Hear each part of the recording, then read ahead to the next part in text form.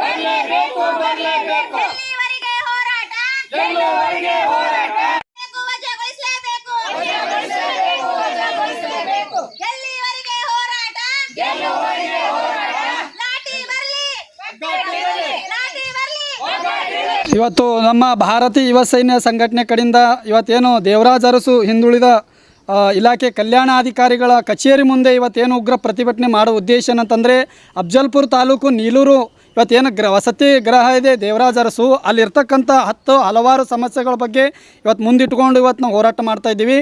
ಇವತ್ತೇನು ಅಲ್ಲಿರ್ತಕ್ಕಂಥ ಸಮಸ್ಯೆ ಅಂದರೆ ಮೊದಲನೇದಾಗಿ ಇಲ್ಲಿ ದೇವರಾಜ ಅರಸು ಆಫೀಸಲ್ಲಿ ಇವತ್ತು ನೋಡಿರ್ಬೋದು, ಇವತ್ತು 12 ಗಂಟೆ ಆದ್ರೂ ಕೂಡ ಇವತ್ತು ಆಫೀಸರ್ಸು ಜಿಲ್ಲಾಧಿಕಾರಿಗಳು ಇವತ್ತು ಒಟ್ಟ ಬಂದಿಲ್ಲ. ಇಲ್ಲಿ ಏನು ನಡೀತಾ ಅಂತ ಗೊತ್ತಿಲ್ಲ. ಇನ್ನೊಂದು ಏನಾಗಿದೆ, ಜಿಲ್ಲಾ ಆಫೀಸ್ ಒಳಗೆ ಇವತ್ತು ಇಲ್ಲಿ ಸಾರ್ವಜನಿಕರು ಮತ್ತು ಇವು ಹಾಸ್ಟೆಲ್ ಇರ್ತಕ್ಕಂಥ ವಿದ್ಯಾರ್ಥಿನಿಯರು ಇವತ್ತು ಇಲ್ಲಿ ಬರ್ಲಿಕ್ಕೆ ಸಮಸ್ಯೆ ಭಾಳಷ್ಟು ದೊಡ್ಡದಾಗಿದೆ. ಇವತ್ತು ಎಲ್ಲಿದೆ ಲೊಕೇಶನು ಇವತ್ತು ಸಾರ್ವಜನಿಕರಿಗೆ ಮೊದಲು ಅರ್ಥ ಆಗ್ತಾಯಿಲ್ಲ. ಮತ್ತು ಇನ್ನೊಂದು ಈಗೇನು ಹೋರಾಟ ಕೈಗೆತ್ಕೊಂಡು ಉದ್ದೇಶ ಏನಂತಂದರೆ ಇವತ್ತೇನು ನೀಲೂರು ಗ್ರಾಮದಲ್ಲಿ ವಸತಿ ಗೃಹ ಇದೆ, ಅಲ್ಲಿ ಮೊದಲು CC ಕ್ಯಾಮ್ರಾ ಇಲ್ಲ, ಇವತ್ತು ಕಿಟಕಿಗಳು ಮುರಿದೋಗಿದೆ. ಇವತ್ತು ಅಲ್ಲಿ ನೋಡ್ಬೋದು 15 ವಿದ್ಯಾರ್ಥಿಗಳಿದ್ದಾವೆ. ಇವತ್ತು ಊಟದ ಸೌಲಭ್ಯ ಇಲ್ಲ, ಊಟ ಒಂದು ಹೊತ್ತು ಕಮ್ಮಿ ಇದ್ದರೂ ನಡೀತಿದೆ. ಮೊದಲು ಪ್ರಥಮವಾಗಿ ಮನುಷ್ಯನಿಗೆ ಕುಡಿಯೋಕೆ ನೀರು ಬೇಕು. ಇವತ್ತು ಅಲ್ಲಿ ಒಂದು ಬೋರಿಂಗ್ ವ್ಯವಸ್ಥೆ ಇಲ್ಲ, ಕುಡಿಯೋ ನೀರಿನ ವ್ಯವಸ್ಥೆ ಇಲ್ಲ. ಇವತ್ತು ಪೂರಾ ಹದಗೆಟ್ಟು ಹೋಗಿದೆ.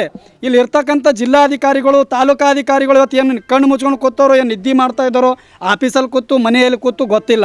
ಯಾಕಂತಂದರೆ ಒಂದು ತಮ್ಮ ಅಧಿಕಾರಾವಧಿಯಲ್ಲಿ ಇವತ್ತೇನು ಅಂಡರ್ನಲ್ಲಿ ಬರ್ತಕ್ಕಂಥ ಇವತ್ತು ಹಾಸ್ಟೆಲ್ಗೆ ಹೋಗಿ ಇವತ್ತು ವಿಸಿಟ್ ಕೊಡಲ್ಲ. ಇವರು ಒಂದು ತಿಂಗಳಲ್ಲಿ ಒಂದು ಸಲನೂ ವಿಸಿಟ್ ಕೊಡಲ್ಲ.